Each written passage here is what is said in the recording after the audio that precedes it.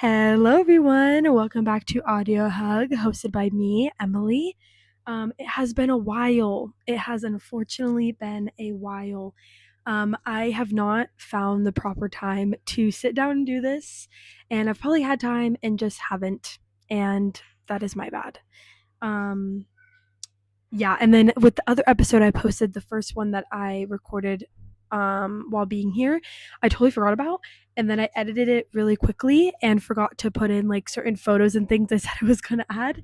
So I'm back on my grind. I really want to have these podcasts to remember, but also to talk about study abroad and kind of like really show people like what it's like, I guess.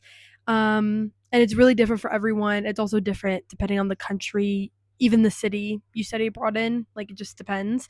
But yeah, I want this for memories. I want this to be able to help people. And yeah. So literally when I'm filming this, it's April 4th. I got here on January 26th, and the last time I recorded a podcast episode was like the beginning of February. So 2 months ago. Time has flown by, and I'm really disappointed that I did not film one earlier because I could have gotten a very different perspective than what I have now, but it's okay. I'm going to talk about it anyways. So, in my last episode, I talked about getting to Spain, the terrible visa process, and everything. And by the way, I have my iPad for notes. um, so, yeah, and I didn't even get into my first week at school, nothing. I didn't get into anything. So, I have to um, pull from that memory, and thank God that I put a lot of things into my calendar so I know what I did the first few weeks. And then in the first few weeks I also had my first trip outside of Spain, which was amazing. So I'm going to talk about that today.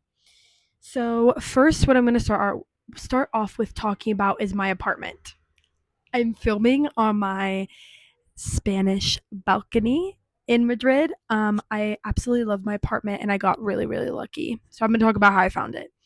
Um, so honestly, I think I was in denial a little bit about coming to Spain. I'm gonna be completely honest, because I did my housing so late, so late. Um, but I think it worked out in my favor. Obviously, look where I'm sitting. So yeah, so I got out of, or so like I finished fall semester like December 12th, and that's when I started looking for housing. And you're like, Emily, that's like a month and a half out from when you're supposed to leave. You didn't have a house? No, I didn't. So I did a lot of research. I also looked at a lot of things my school was sending out. And my school is in Getafe, which Getafe is like 40-minute commute to the city center. And I was like, it's like I really want to live in the city, and that's the whole point of why I came here. So I was like, I'm just gonna deal with the 40-minute commute from school. I'm sure it'll be fine. Whatever. I've taken metros before, so I figured, whatever. And so yeah, so I knew I wasn't living in Getafe. And my parents were kind of weary about me not doing student housing just because they thought it would be easier. And I was like, yeah, I understand that. And I knew I had to find a 6-month lease, which isn't too common, at least in Flagstaff, Arizona, where I go to college. And so I was like, okay, I really need to be careful about this. But here, it was actually not hard to find, surprisingly. So I'm looking. I look on Idealista. It's the app that I found to be the most recommended, highly reviewed, I guess, to find apartments. But I know some of my friends use different ones, so it's not like the only one you can use. And by the way, this app, I don't know what other countries it does, but I know it does a lot of Spain. So I don't know much about it. But it was really easy to use. Idealista is very careful about letting people know to be careful of like scammers and like what to look for. I didn't think it scammed in any way, but yeah, I was finding some apartments here. Okay, this was a very big thing that was like different from like I don't know, Arizona, I guess, from here, is a lot of the apartments have a lot of people living in them. So there'll be, 5, 6, 7, 8, 9 people living to an apartment and then sharing a kitchen and bathroom. It's a really big thing here. A lot of my friends have apartments like that, and I also have an apartment like that. So okay, I favorited a lot of apartments and was reaching out to realtors, and I wanted to make sure that I did a video tour of every apartment that I did. But mind you, there's an 8 hour, and now actually it's 9 hour time difference. So I found an apartment. It was beautiful. It was near the city center. It had 7 people to it and a shared bathroom. So I was like, can I have a video tour? I had to wake up at like 2 or 3 in the morning to do the video tour. And it was really nice. The apartment was very, very, very nice. Had a beautiful balcony, everything. The only thing I didn't like is I didn't like the bathroom situation. Like the bathroom, like the shower was weird. I was like, there's one shower and it looks like that for 7 people. Like that's just weird. Like I don't know. There was like not like separate bathrooms. There was like one bathroom and there was like 2 toilets that the door closed, but then the shower was just there. So I was like, if someone has to shower, then the whole bathroom is closed down. Like no one can get in. Like that makes no sense. Whatever. So I was like, I'm like, I really like this apartment. The price is really good. The view is amazing. So that apartment was like 700 euros a month, which is probably like 850 a month USD. So then I kept looking and I found this place. This is actually the second place that I toured, and I was like, I'm sold. This place was 600 euros per month. I don't really care about saying what I pay for rent. I just want people to understand, like, I guess the prices. And I am going to insert a room tour. But, yeah, so I toured this place. This place has 5 people to the apartment, 1 bathroom, which people were like, wow, that's crazy. I used to do that back in college. It's never been a problem for me to share a bathroom. There's probably been a handful of times in like the time I've shared a bathroom, like in college dorms or whatever, where it's been like inconvenient. Like people have been in there when I really need to get in there. But other than that, I don't know. I'm just like, it doesn't really bother me. Um, and yeah, I did the video tour, fell in love with it, fell in love with the balcony. That was a really big thing. My room is so small. I have the smallest room in the house. I pay the least amount of rent because of how small my room is. Some people have described it as a shoebox. It's pretty small. But honestly, because I wasn't coming to Spain with a lot of stuff, I really didn't mind having a small room because I felt like, oh, this is just like my space. It'll feel full. Because I don't have that much stuff and like it's a small room. Um, and yeah, the crazy thing is, I didn't know any of my roommates, which I talked about my roommates in the last video. I got very, very lucky. They're all very kind and I really like them all. So I'm really happy about that. Um, but I got specifically close to my roommate that actually shares a wall with me, and he is incredible. And we joke a lot. We like tell each other when we're leaving and when we get back from trips. Like we've become really close, and it's really nice to come home to like that kind of homey feeling, especially being in like a former foreign place. So I'm really lucky for that. We actually share a wall, and I am on phone calls a lot with people back home. And he was like, "Yeah, sometimes I do eavesdrop because it's funny because I can hear you." And I was like, "Yeah, I'm really loud. Like that's embarrassing." But yeah. Anyways, so my apartment came fully furnished. I'm looking at my apartment as I'm filming this, but it came with the bed, sheets and a blanket, and then a desk, a chair, a closet, a drying rack, a little shelf, a mirror. So it came with a lot. It said it came with bedding, and it only came with sheets and like the thinnest blanket ever. And so when I got here, that was like, it was like, bro, what? Okay. But yeah. And to maximize some storage space, I'm using my big suitcases that I brought here as storage underneath my bed, which has been really nice. Some people are like, have you not unpacked? And I was like, no, that's just storage. I'm using them as drawers. But yeah. Anyway, so when I got here, of course I had to buy stuff for my apartment because I needed bedding. And what else did I buy? I don't think I bought much else because it came with a lamp too. I think I only bought the bedding and like rags and like towels, stuff like that. And my roommate actually helped me do that. There's a couple places we went to Primark, which is kind of like a Ross, but it's way bigger and has like a lot more stuff. So I got some stuff there, and there's also like El Corte Inglés, which is like a Target. It's like Spain's version of a Target. It has fucking everything. Um, so I also got some stuff from there. And yeah, that was really helpful. So I'm loving my bed situation. Also on my bed, which I can also insert a picture of. I have a blanket my mom made me of all of like a picture of all my people and everything. Everyone I would want to bring to Spain is currently on my bed, and it is the cutest thing ever. And I love that blanket. And everyone that comes in here is like, oh my god, I love that blanket. But yeah, so talking more about my apartment, more about my wall. My favorite thing to do in rooms, my dorm, everything is to have like a collage wall of different photos, things friends have gifted me, things I've made, whatever. And I made one for Spain. It was like the perfect decor to bring because it doesn't take up a lot of space. It's like perfect. So it's on my wall. I insert a picture. On the other side of my mirror, in front of my desk, I have another blank wall. And what I did is it's called my travel wall. And so all my postcards, all like maps, little things that I get, I put on that wall, and it kind of shows me like what I've been doing, where I've traveled, and it's really beautiful, and I'm really proud of it actually. And today I'm gonna add more to it, so that'll be fun. But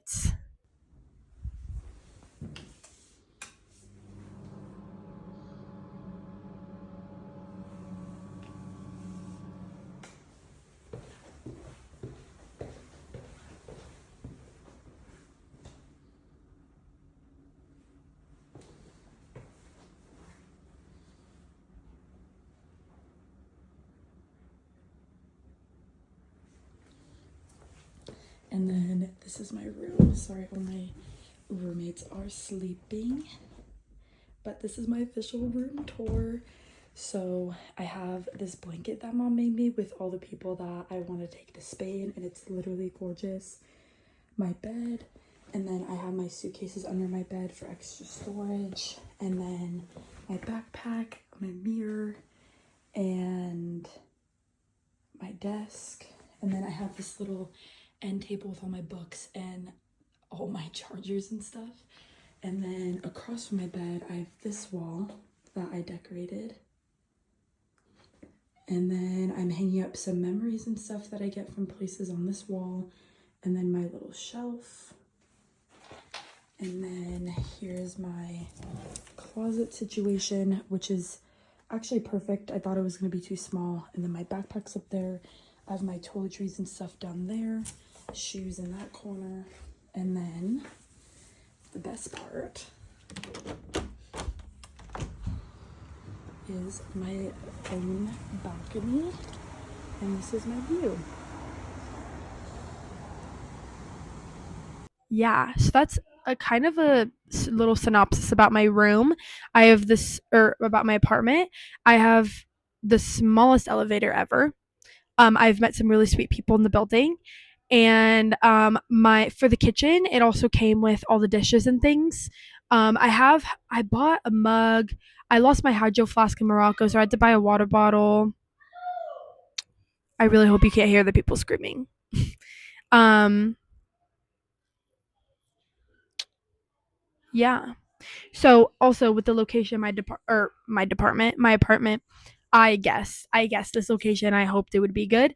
I live in Lava PS, which is a town really, or which is a neighborhood really, really close to Seoul, which is the city center, and it's amazing. I love where I live. I love the location.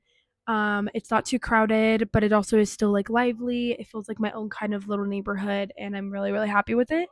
Um, there are, whoa, sorry. There are a lot of cool neighborhoods in Madrid, and I have really enjoyed exploring them all. I feel like I have even touched it though. My favorite one has been Malasaña. I live in Lava PS. Chueca is like the gay neighborhood. I've been there a couple of times. La Latina is super beautiful. Um, and I mean Seoul's gorgeous too. That's like just like the city center.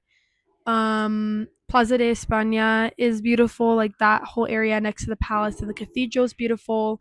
And yeah, I love the neighborhoods in Madrid. It's a really easy thing to do, to just go walk around neighborhoods and see what you find. My friend and I were walking near El Rastro, which El Rastro is a market that happens every Sunday. It's super huge. It's amazing. It's so amazing. I got to talk about that in another episode because I bought myself a leather purse. So I'll talk about that later. Well, way later because I just did that recently. But yeah, we were walking around that like area and we found this like really cool like art installations and like art pieces on the wall. It was really cool. Um so yeah, literally walking around your study abroad city, or even if you're traveling, just having a day to explore on your own, like not with any recommendations, nothing, just like exploring. You really will find some cool stuff, in my opinion. Um but yeah, I hope that just made sense. I am going to check the camera because now I'm paranoid that it's not filming correctly, and I will be right back.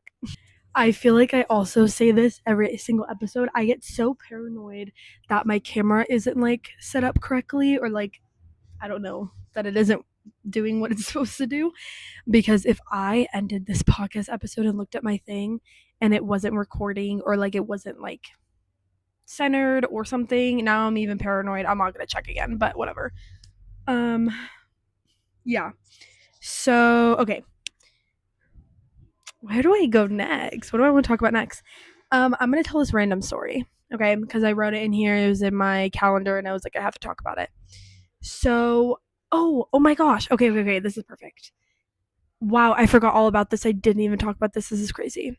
Okay, so I had three other NAU students come to Madrid, and so we all met up. Great people, like great people. I am friends with some of them now. They're gonna be friends I take with home. They're amazing.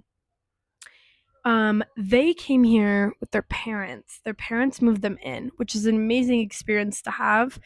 Um, yeah, so they were there. They were here with their parents, and they also all came after me because they had to travel to LA to get whoa, to get the visa.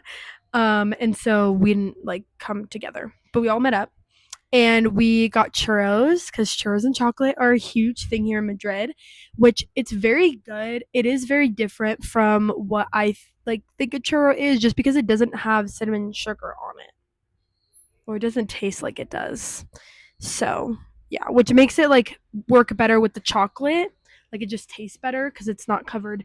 I feel like if it was covered in cinnamon sugar and had like chocolate on it, it would be a lot, to be honest. But anyways, we went and got that, and then went to this really popular sunset spot called Temple de Debod. It's like next to the temple, and it was really fun. Like everyone dancing and singing and all of this stuff. It was really cool. Um, yeah, and we were walking back because that night we were going on a pub crawl, and there was street performers. There's street performers all around Madrid. They come out a lot on the weekends. And so we went to go watch, and there was like an opening in our circle, and they were trying to get people to fill it, and I didn't want to get called up to dance, neither did my friends. So we started to walk away, and they were like, "Hey, like ladies, stay," and whatever. So we stay, and one of them points at me. By the way, this is like my first time like properly out in Madrid since I got here. This was like the Friday after I got there, so just a few days. And he was like, "Come on, like, don't you like the performance?" And like pointed me out in front of everyone. And I was like, "Oh my god, oh my god, oh my god, oh my god." Whatever. So, anyways, there's this thing called Erasmus. It's like the study abroad program for people here in Europe. It makes it really easy to study abroad at other universities in Europe. And so they have like groups in every study abroad city where they host pub crawls and events and field trips and things like that. So me and my friends paid €10, and they take you to like 4 bars in a club. Which, before I even start, let's talk about the clubbing scene, okay? I When I turned 21, I went to bars and stuff in Flagstaff, Arizona. If you don't know what Flagstaff, Arizona is, it is a very small town in Arizona in the mountains. And so all I know is bars and pubs. That's my thing. That's my tea. I love it. Now, Madrid is my first time experiencing clubs. I know they exist in the US, like don't get me wrong. They probably exist in Phoenix where I'm from. I just haven't been out in Phoenix. So coming to Madrid, this was my first time doing the club scene, okay? insane. Like the club scene, especially here in Madrid, maybe just in Spain in general, is crazy. I don't know. You pay like so much to get in my opinion, but we've found ways to not pay. So usually tickets are around like 20 to 25, probably like 15 euros to 25 euros is usually what you would pay to get in. Sometimes you get a free drink, sometimes you get two, sometimes you guys get shots, depends. But if you get there before 1, you can get it for free. And you're like, 1, that's pretty late in like the club scene. So like a lot of people get in for free. Well, no, the clubbing starts way later here, and people go home at 6 a.m. because the subway closes from 1 a.m. to 6 a.m. So that's when people usually go out. So then they just go out around midnight or whatever and come home at like 6 a.m. because that's when the subway opens. Literally insane. Literally insane. I've never experienced something like that. Whatever. So that's the scene here. So we're like 10 euros, 4 bars a club. Hell yeah, let's do it. We get a free shot at every club. Let's go. So we go. It is very, very fun. We meet some people from Portugal, Germany, Austria, France, some from the US, some from Canada. It was very, very, very fun. It was cool to see like the clubbing scene. We get to be brought to each bar. We don't have to like figure out where we're going next, how to get in, yada yada yada. It's a really, really cool way to meet people. I will say that I really, really enjoyed that piece of it. Me and my friends should really do one again before we leave. I think we're gonna try. Um, Even still, like I got people's Instagrams. There was a good way to like get into meeting people here. So I definitely recommend that. If you have Erasmus, like group chat or anything in your city, you should definitely join it if you're studying abroad. Um, but yeah, that was a very fun time. I'm trying to like think um if like anything else like happened that night. I don't think so. I know that was my first time like walking home at night from the bars. I think it was like 4 in the morning. We didn't stay out till 6. Like we need to ease into that. And I honestly think like I've only done that 1 or 2 times since being here, like actually properly staying out till like 6 or 7 in the morning. Um, but yeah, it was my first time like walking back home at night here, and I felt completely safe. Because also you think like back in the States, like you're walking home at 3, 4 in the morning and like no one's out. Everyone's out. Everyone's out. It felt like 11 p.m. or midnight. Like everyone's out. Everyone's having a great time. This is a very, very lively city. And I'm really appreciative of that. That like I'm studying abroad in such a lively city that has so much going on. Um and yeah. Okay, what's next on my list? Um okay. Let's talk about something not as fun, but school. Um I have really enjoyed school. I feel like the school experience I'm having right now is very unique, and I'm getting a lot out of my classes, and I'm really, really happy about that. Um okay, I actually have something really funny to say. I said that about school. Then I realized I had an assignment for one of my classes that I knew was due in the beginning of April, and I had to do when I got back from my like spring break trip, and I was so afraid that it was like tomorrow or something. It's literally like in a week. But I did start to panic a little bit. But let's talk about school. Um so the classes that I'm taking right now have been extremely fulfilling.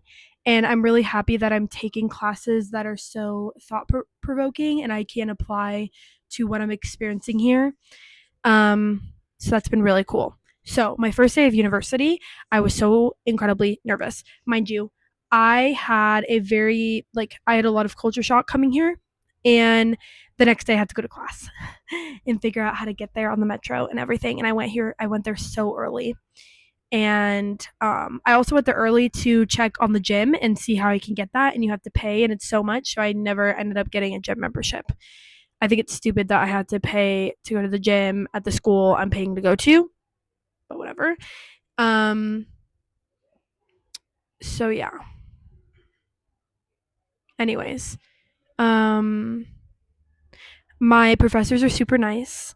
My classes are filled with people from all over the world, which is really cool. I'm taking two classes in person at the school that I'm here with.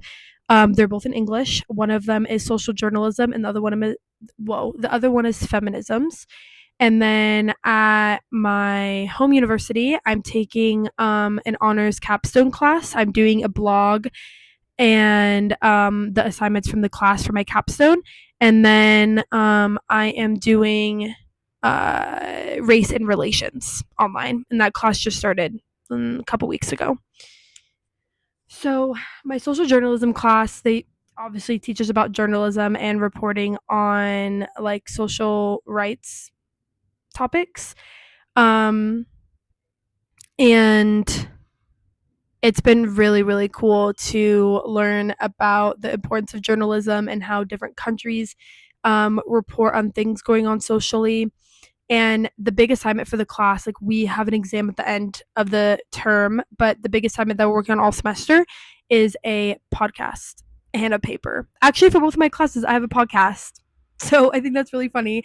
And my group is so excited because I'm going to use my mini mics for us to film the podcast. So I'm really stoked for that. I'm really wondering if you can hear this like kid. Um, so yeah, that's pretty cool.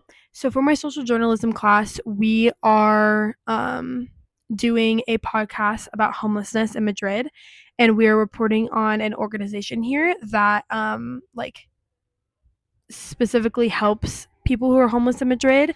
They go out and give them food and create connections with them and connect them with different resources and help with different things, like maybe setting up a bank account or getting a job or finding affordable clothing, stuff like that.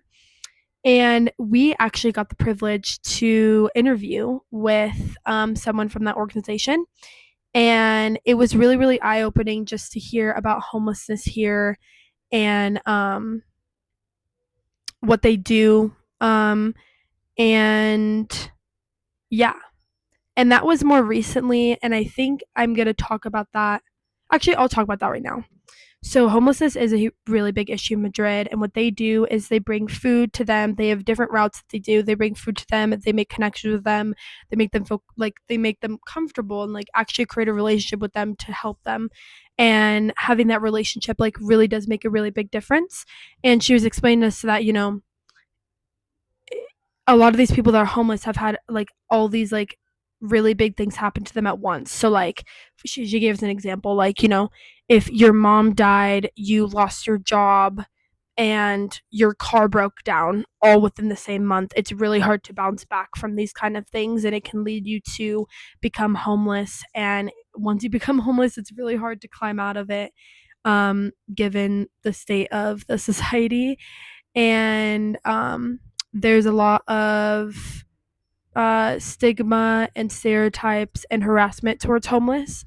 Um, One of the biggest um, things that I like remember from this interview is in Saragossa. There have been people setting fires to different parks and stuff that homeless people are in, and basically making it look like these people who are without a home are setting these fires like just for fun, when that's literally not true. And they're just trying to find a place to sleep. And it's a lot of hate crime towards, or how did she word it?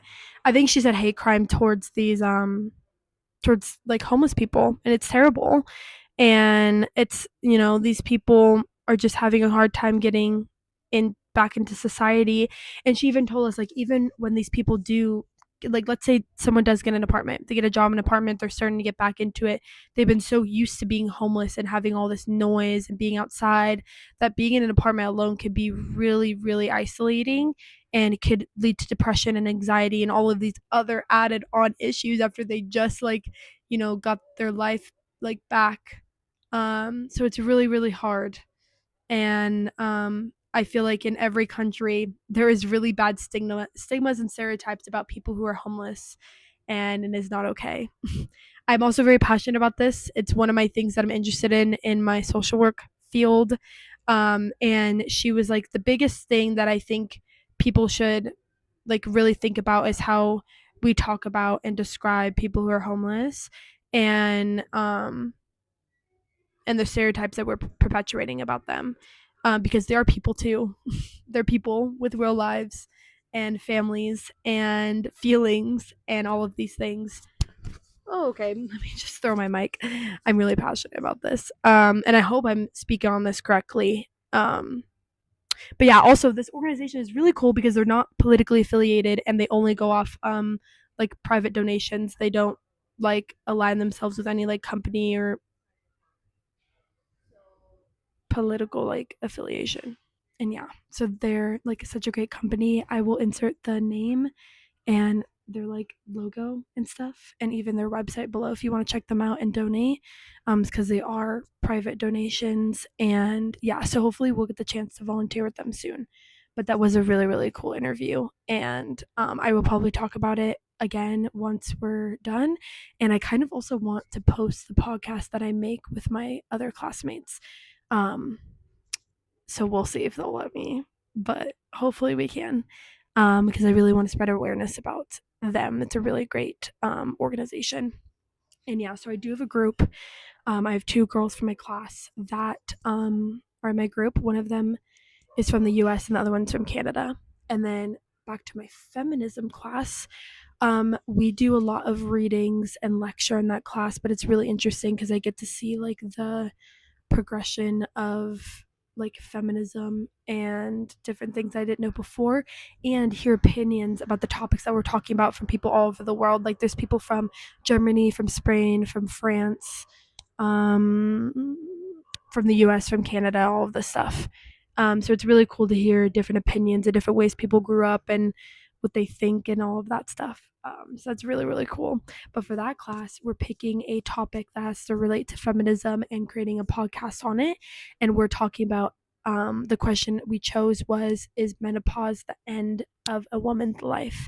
And we're talking about how women are not really educated about menopause, and how they, even in media, become undesirable once they've hit menopause and they become older.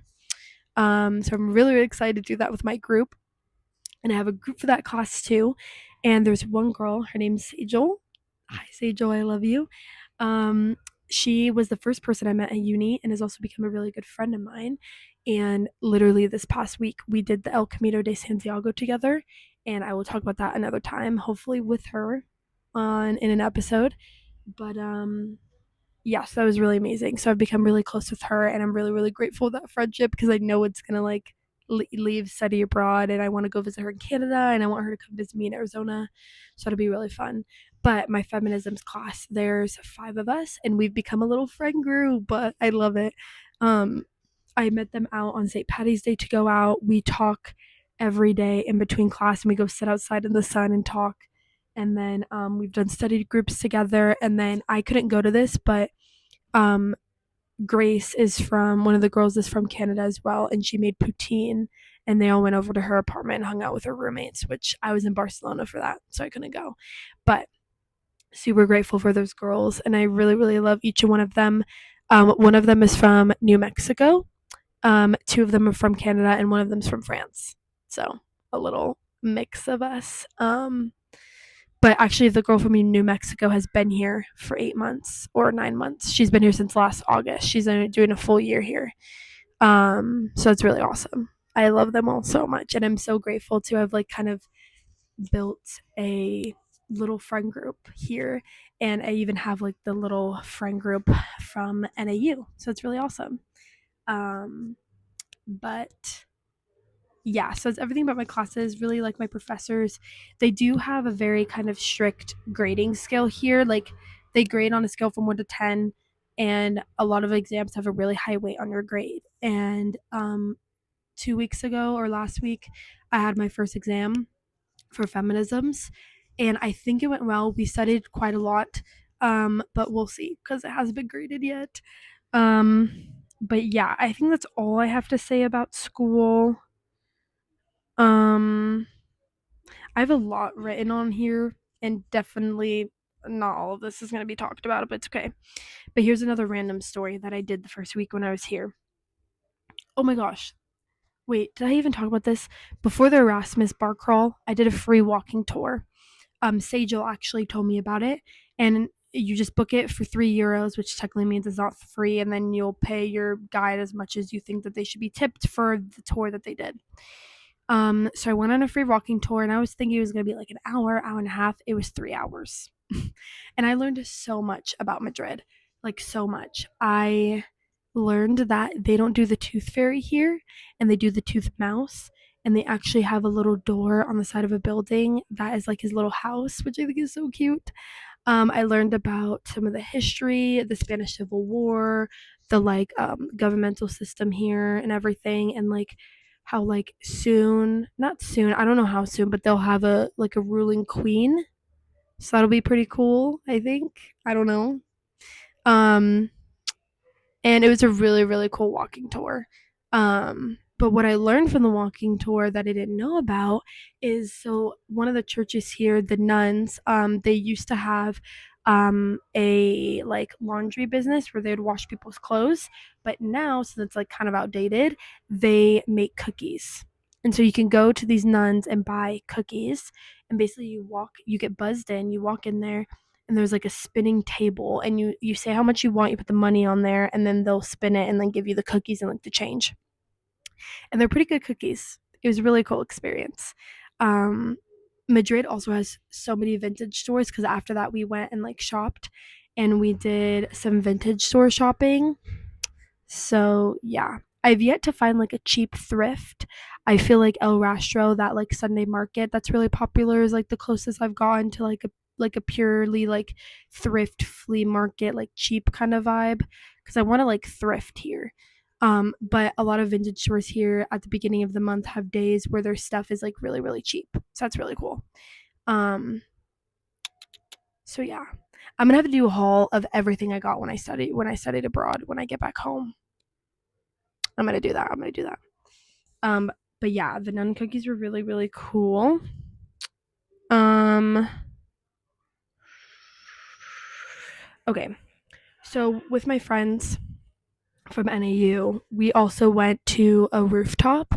Rooftops are really popular here, and they have a lot of them. But we went to like the most like popular touristy one, and it was really cool because it gives you a really good view of Grand Via, which Grand Via is like an I'm trying to think of how to explain this best.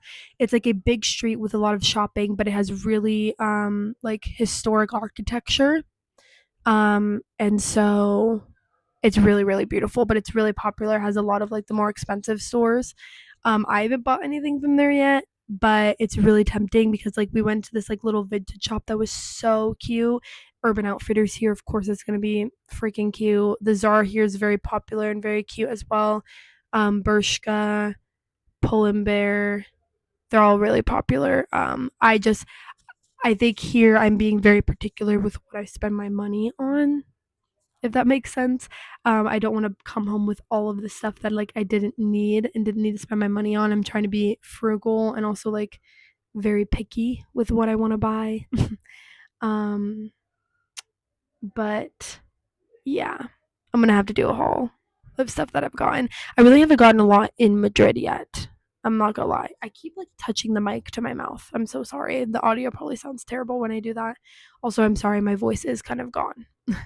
um, but yeah. Oh, so the rooftop was beautiful and really cool. We went at night and like dressed up, and we were gonna go to a bar after. We walked out and it was so cold. So we just all went home. It was so incredibly cold. It was like so uncomfortable for all of us. Um, but yeah, the first few weeks I was here, it was really, really cold and rainy. It was not good weather. And look at it now. It's so sunny and beautiful. And yeah. So I love when Madrid is sunny. I love Madrid, period, but I love when it's sunny. It is so amazing. Um, but yeah, okay. I've gotten a lot done on my little list that I have. Okay, guys, unfortunate news. I thought I left myself enough time to do this. I did not. And my friend's coming over right now. Not even my friend. Someone's coming over, but I'm not going to talk about that on the podcast right now. So yeah, anyways.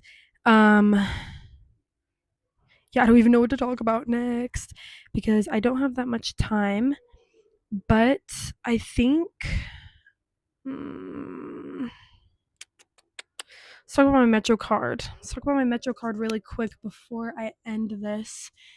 Um, yeah, so there are different type of Metro cards you can get here in Madrid, and compared to other cities in Europe, it's actually pretty affordable here. I'm not gonna lie.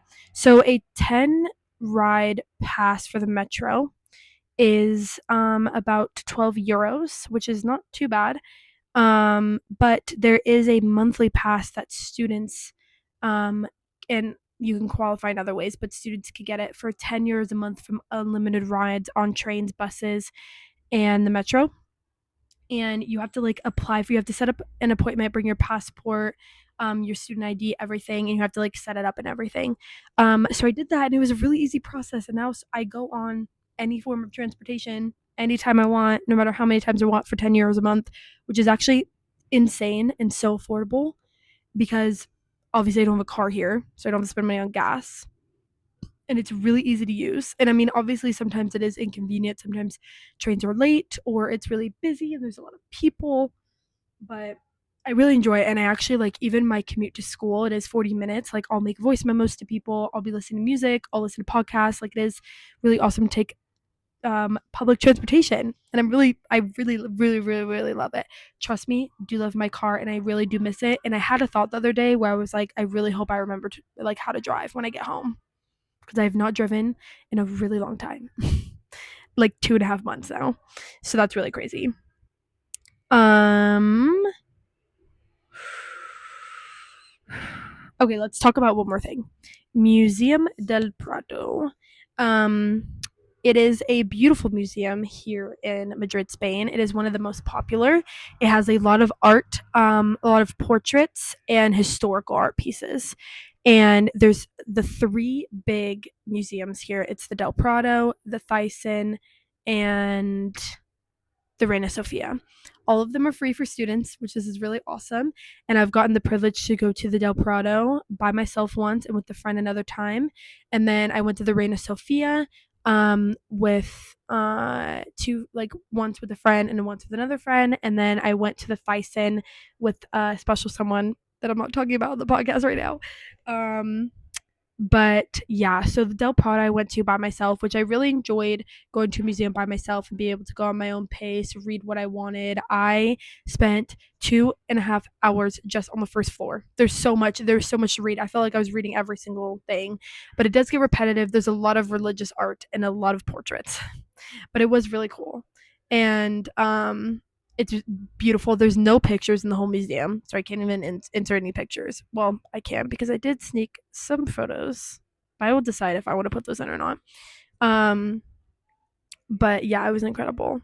So if you ever come to Madrid, please go to the Del Prado because even if it's not your cup of tea to look at that kind of art, it is incredible. It is incredible. It the art was like nothing I've ever seen before. Like, it's just like incredible. I can't believe like people actually painted that. And in the Prado, there's people like set up with like canvases, painting the paintings on the wall and like making like replicas of them. So so cool. But yeah, I think that was a cool experience to go and do alone. I think it has been really cool to go and do things by myself and kind of challenge myself in that way. I've become so comfortable with being alone and even like crave alone time sometimes, which, if you know me, before I left for study abroad, I really didn't crave alone time. I love being with people and I still do, but I love how much I've grown my relationship with myself since being with study abroad. And the only way to do that is to push yourself out of your comfort zone and actually go out alone and do these things alone. And so yeah, I'm really grateful for that. And that was like my first, it wasn't my first time doing something alone here, but it was like my first, I think, kind of like plan, like something I went and did by myself, like a museum or like, I don't know, like a specific plan. Like, it's not just like the grocery store, like walking to my friend's place kind of thing. um so yeah, really love it. And I even have a map from the Del Prado hanging on my wall. And I got to see uh, a like special exhibit from Antoine Raphael Mengs, which is not there anymore when I went with my friend again. So that's pretty cool that I got to see that. Um, but yeah, I think that's going to be the end of today's video. I got through about half of the stuff I had on my list. I have so much more to talk about. I'm going to need to like record a video every 2 days to get through everything, cuz I want to make sure that I film everything. But I hope you guys have enjoyed this episode. I really want to try including playlists in the description, and I really want to make an entire playlist of all the songs that I've been listening to while in Spain. So maybe I'll just link that one. I feel like my music taste is not that interesting, but I want to remember it. So I will see you guys next time.